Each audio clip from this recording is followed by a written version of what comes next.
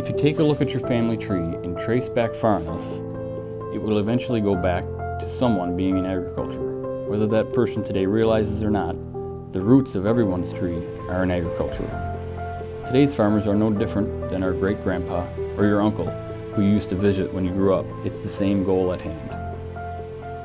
Potatoes play the main role on our farm, from growing to harvest, to packaging and shipping to grocery stores across the country.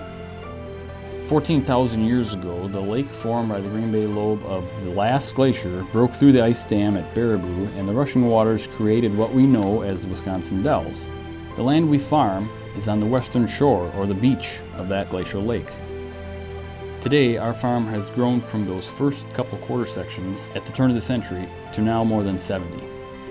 This is where my family settled shortly after the Civil War in 1867. They lived in Delaware for a few years after migrating from Ireland, then followed my great-great-grandmother's brother, who was working as a lumberjack in northern Wisconsin. This brother bought a piece of land for his sister and wrote her to come to Wisconsin. The farm that he bought was along what is now Highway J, or used to be called the Berlin to Stevens Point Stagecoach Road.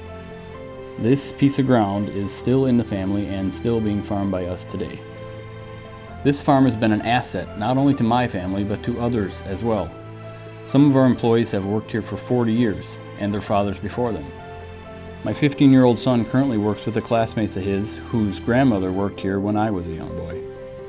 My family is very hands-on. Between my father, 3 brothers, and brother-in-law, we manage every aspect of the operation, sometimes to the finest detail. The responsibility of farming has passed from generation to generation, each one working hard and struggling with decisions big and small, all with the same goal, to pass the farm on to the next generation a little bit stronger than they've got it. The sandy soils, abundant water supply, and agricultural history have been vital to the growth of Portage County.